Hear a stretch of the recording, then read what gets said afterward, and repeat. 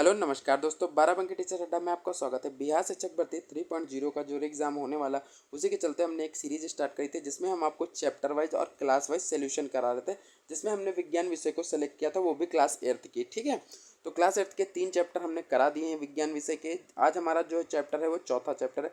Chapter का नाम है दहन और ज्वाला। ठीक है, ऐसे ही हम क्लास 8th को पूरा कंप्लीट करेंगे, फिर क्लास 9th को, फिर क्लास 10th को, क्योंकि बीपीएससी जो है ना क्लास 8th 9th 10th से एनसीईआरटी बेस्ड बुकों से ही क्वेश्चन पूछता है। बाकी आप और किसी भी बुक्स के सहारा मत लीजिएगा, क्योंकि बीपीएससी जो है ना कहीं और से क्वेश्चन पूछता ही नहीं, वो आपके एनसीईआरटी तथा एससीईआरटी बेस्ड ही क्वेश्चन पूछता है।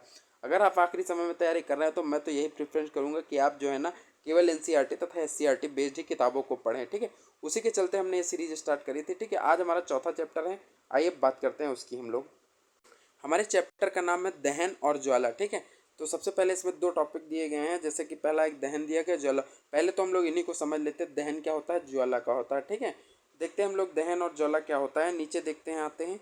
ये देखिए दहन क्या है, पहले इसको हम लोग समझते हैं, दहन किसे कहा जाता है। ठीक है, आप यहाँ पे ध्यान देंगे। ठीक है, रासायनिक प्रक्रम जिसमें पदार्थ ऑक्सीजन से अभिक्रिया कर ऊष्मा देता है, उसे हम लोग दहन कहते हैं। तो दहन किसे कहते हैं, तो रासायनिक ऐसा प्रक्रम होता है जिसमें पदार्थ जो है ना ऑक्सीजन से अभिक्रिया कर जब ऊष्मा पैदा करता है, तो हम लोग उसको क्या कहते हैं, दहन कहते हैं। ठीक है, तो आपको पता चल गया होगा दहन किसे कहते हैं। दहन उसे कहते हैं जिसमें हम पदार्थ जो है ना वो ऑक्सीजन से अभिक्रिया करके ऊष्मा उत्पन्न करता है, तो उसे हम लोग दहन कहते हैं। ठीक है, आगे देखते हैं। फिर नेक्स्ट इंपॉर्टेंट पॉइंट जो है वो ये है, आपका ज्वलन ताप किसे कहते हैं।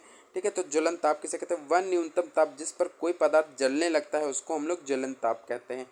ठीक है, कि वह न्यूनतम ताप जिस पर कोई पदार्थ जलने लगता है उसे हम लोग ज्वलन ताप कहते हैं। आगे देखते हैं इंपॉर्टेंट क्या चीज़ है।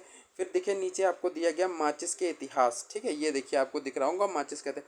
यहाँ से बीपीएससी ने कई बार क्वेश्चन पूछा है, इसलिए ये टॉपिक आपके लिए इंपॉर्टेंट भी हो सकता है। ठीक है, इसलिए आप इसको बहुत ध्यान से पढ़ेंगे। इसमें जो जो चीज़ पॉइंट इंपॉर्टेंट है वो हम आपको बताते हुए चलेंगे। ठीक है, तो सबसे पहले देखते हैं माचिस का इतिहास जो है ना वो बहुत पुराना है। माचिस का इतिहास बहुत पुराना है।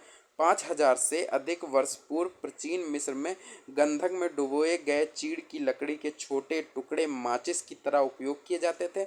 आधुनिक निरापाद माचिस का विकास लगभग 200 वर्ष पूर्व हुआ। ठीक है, हुआ था। ठीक है, एंटीमनी और ट्राइसल्फेट, एंटीमनी और ट्राइसल्फेट पोटेशियम क्लोरेट।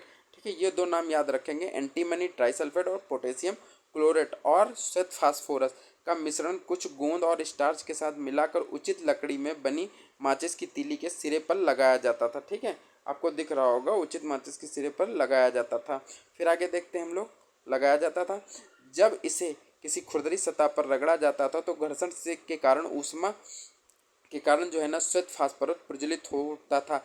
इससे माचिस की तीली का दहन प्रारंभ हो जाता था, परंतु श्वेत फास्फोरस माचिस उद्योग में काम करने वालों और माचिस का उपयोग करने वाले दोनों के लिए खतरनाक सिद्ध हुआ। ठीक है, जो श्वेत फास्फोरस था वो माचिस का जो उद्योग में काम करते थे उनके लिए, और जो उसका उपयोग करते थे दोनों के लिए खतरनाक सिद्ध हुआ। ठीक है, आजकल जो है ना निरापाद माचिस के सिरे पर केवल, ठीक है, जो आजकल की जो माचिस आप देख रहे हैं, जो चल रही हैं आजकल की माचिस, उसमें देखते हैं क्या है, उसमें जो है एंटीमनी ट्राइसल्फेट, ये आपको याद रखना है, और पोटेशियम क्लोरेट।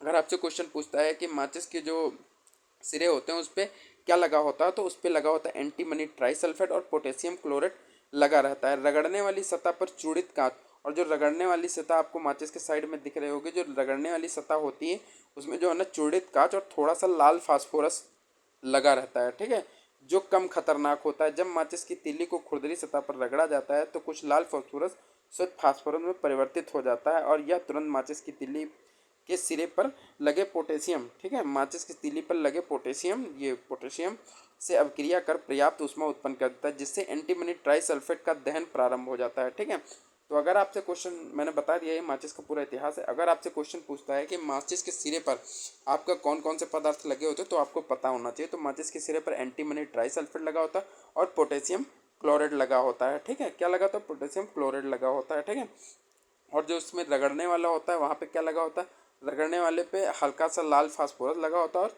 चूर्णित कांच लगा होता है, मतलब पिसा हुआ कांच लगा होता है और हल्का सा लाल फास्फोरस लगा होता है। तो ये आपको पता होना चाहिए। ठीक है, आगे देखते हैं हम लोग। आगे आपको फिगर में सिलेंडर दिख रहा होगा, इससे आपका आग बुझाया जाता है। इसके क्या बोलते हैं, इसको हम लोग बोलते हैं अग्निशामक यंत्र बोलते हैं। क्या बोलते हैं, अग्निशामक यंत्र। इसी की सहायता से आग बुझाया जाता है। ये आपको हॉस्पिटलों में देखने को मिलेगा, ठीक है, ऑफिसों में देखने को मिलेगा, और बहुत से घरों में देखने को भी मिल जाता है। ठीक है, तो ये हर जगह आपको मिलेगा, स्कूलों में भी देखने को मिलेगा, क्योंकि इसी से आग बुझाई जाती है। इसके बारे में हम लोग बात कर लेते हैं, यहाँ से भी क्वेश्चन आपका बीपीएससी पूछ सकता है, ठीक है। तो ये आपके लिए इंपॉर्टेंट है, ठीक है। ये इस चैप्टर का दूसरा इंपॉर्टेंट पॉइंट है, इसके बारे में देखते हैं, हम लोग पढ़ते हैं, ठीक है। तो जल सबसे अधिक प्रचलित अग्निशामक है, ठीक है। आप लोग जानते हैं कि जो पानी मतलब आग को बुझाने में जल जो है ना सबसे प्रमुख जो है ना एक तत्व कह सकते हैं या एक पदार्थ कह सकते हैं, जो कि आपका आग को बुझाने में बहुत ही सक्षम है, ठीक है। इसमें लिखा भी गया है जल जो है ना सबसे अधिक और प्रचलित जो है ना अग्निशामक है, ठीक है। परंतु जल तभी कार्य कर पाता है जब लकड़ी और कागज जैसी वस्तुओं में आग लगी हो, ठीक है। तो जल से जब आग बुझाई जाती है तो वो केवल ज़्यादातर उसी जगह पे, जैसे लकड़ी में आग लगी हो तो जल डाल के आप बुझा सकते हैं, या फिर कागज में आग लगी हो तो आप जल डाल के बुझा सकते हैं, इसमें दिया गया है, ठीक है। आगे देखते हैं, यदि उपकरण में आग लगी हो, जैसे नीचे दिया गया है, यदि विद्युत उपकरण में आग लगी हो तो जल विद्युत चालन कर सकता है। अगर आप देख रहे हैं किसी विद्युत बोर्ड में अगर आप आग लगी है, तब अगर जल से बुझाते हैं तो क्योंकि जल जो है ना वो विद्युत का सुचालक होता है, और अगर आप बिजली को बुझाने जाएंगे, बिजली वाले बोर्ड को बुझाने जाएंगे तो जल के द्वारा होते हुए करंट आपको भी लग सकता है, यही इसमें दिया गया है, ठीक है। जल विद्युत का चालन कर सकता है और आग बुझाने वाले को हानि हो सकती है, ठीक है। इसमें यही दिया गया, आपको मैंने सरल शब्दों में बता दिया है। फिर आता है तेल और पेट्रोल में लगी आग बुझाने हेतु भी जल का उपयोग उचित नहीं है। फिर दूसरा जो पॉइंट दिया गया है वो दिया गया है तेल, मतलब जो तेल होता है और जो पेट्रोल होता है उसमें जब आग लग जाए तो उसको बुझाने में पानी आपके लिए उपयोगी नहीं होता। क्यों नहीं होता है? क्योंकि जो तेल होता है ना वो पानी से हल्का होता है, ठीक है।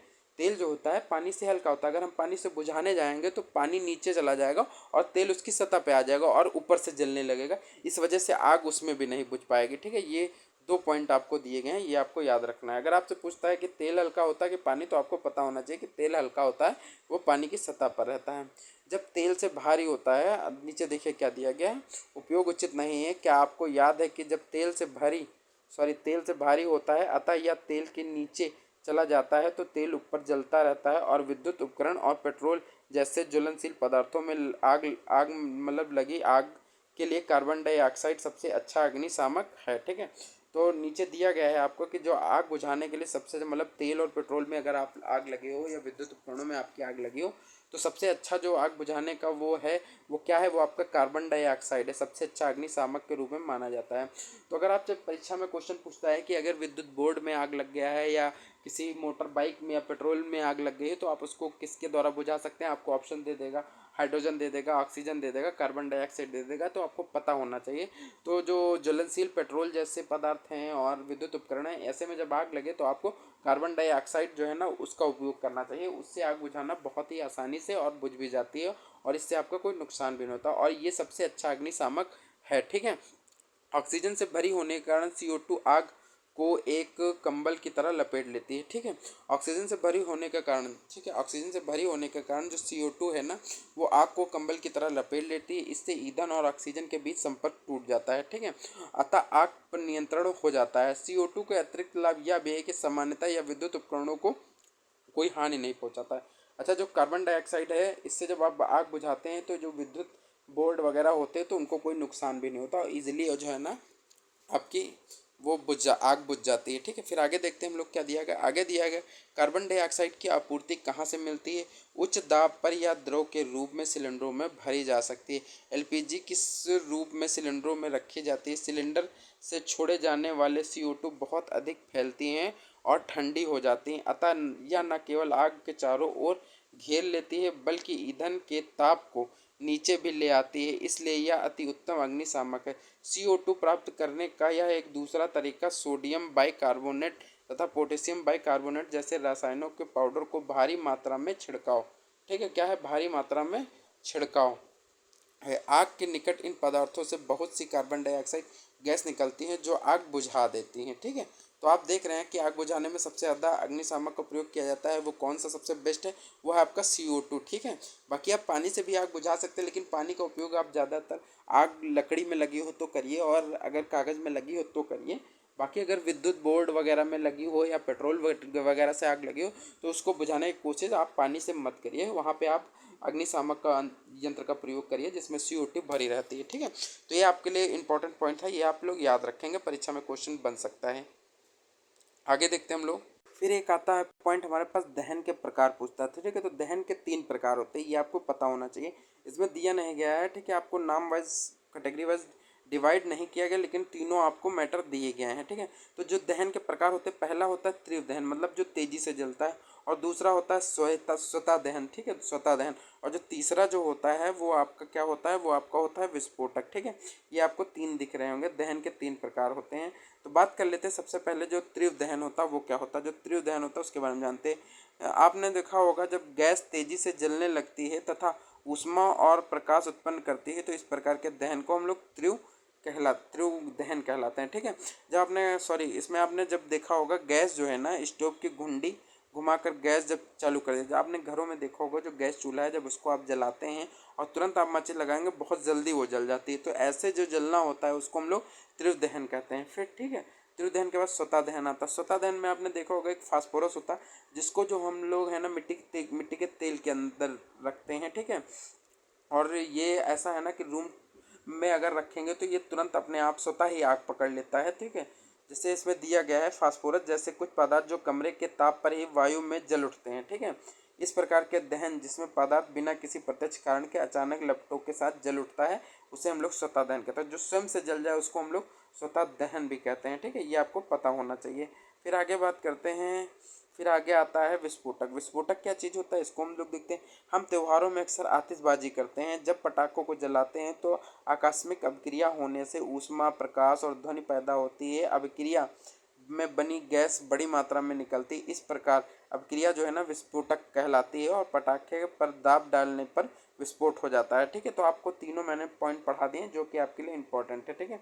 एक कोयले से जुड़ा एक पॉइंट दिया गया है, इसको हम लोग देख लेते हैं क्या दिया गया है। ये आपका दिया गया पॉइंट, कोयले की खानों में कोयले के धूल के स्वतः दहन से कई बार खतरनाक अग्निकांड हो चुके हैं। जंगल में स्वतः अग्निकांड कभी अधिक गर्मी के कारण होते हैं तो कभी आकाश से बिजली गिरने से होते हैं, परंतु जंगल में आग अधिकतर मनुष्यों की लापरवाही से लगती है, ठीक है। और जंगल में यदि आप पिकनिक या अथवा शिविर में जाते हैं तो कैंप फायर का आयोजन करते हैं, तो स्थान छोड़ने से पूर्व आग को पूर्णतया बुझाना अवश्य याद रखिएगा, ठीक है।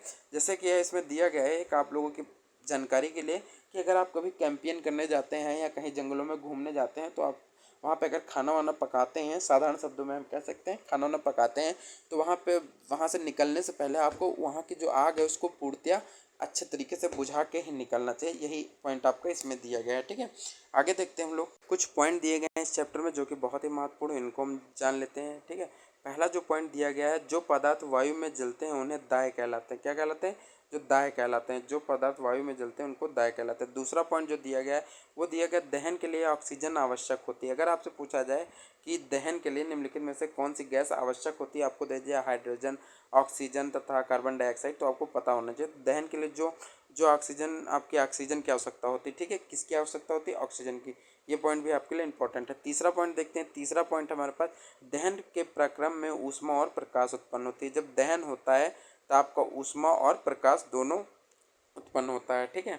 आगे का पॉइंट देखते हैं। आगे चौथा पॉइंट हमारा, ज्वलन ताप पर निम्न ताप, ठीक है। ज्वलन ताप पर व निम्न ताप जिस पर देय पदार्थ आग पकड़ लेता है, ठीक है। ज्वलन ताप व निम्नतम ताप है, ठीक है। देख रहे हैं, जो ज्वलन ताप होता है वह न्यूनतम ताप होता है जिस पर देय पदार्थ जो है ना, देय पदार्थ आग पकड़ लेता है, ठीक है। फिर आगे का पॉइंट देखते हैं। आगे जो हमारा पॉइंट है वो देखते हैं। आगे का पॉइंट है, ज्वलनशील पदार्थों को जलन ताप बहुत कम होता है। जो ज्वलनशील पदार्थ होते हैं उनका जो है ना ताप बहुत कम होता है, ठीक है। आग की बात करते हैं। आग उत्पन्न करने हेतु आवश्यकताओं में से एक या अधिक को हटाकर आग का नियंत्रण पाया जा सकता है। फिर देखते हैं, आग पर नियंत्रण पाने हेतु समानतः जल का प्रयोग किया जाता है, ठीक है। समानता अगर देखा जाए, नॉर्मल वे में देखा जाए तो ज़्यादातर आग बुझाने के लिए जो है ना जल का ही उपयोग किया जाता है। फिर आगे देखते हैं हम लोग, आगे क्या आता है। आगे आता है, विद्युत उपकरणों एवं तेलों में लगी आग को नियंत्रित करने के लिए जल का उपयोग नहीं किया जाता है। तब उपयोग किसका किया जाता है? तब वहाँ पे आपका CO2 का उपयोग किया जाता है। CO2 अग्निशामक का उपयोग किया जाता है। ये आपको पता होना चाहिए। ये इंपॉर्टेंट पॉइंट है, ये आप लोग याद रखेंगे, ठीक है। यहाँ से क्वेश्चन बनने की प्रबल संभावना है। फिर आगे बात करते हैं।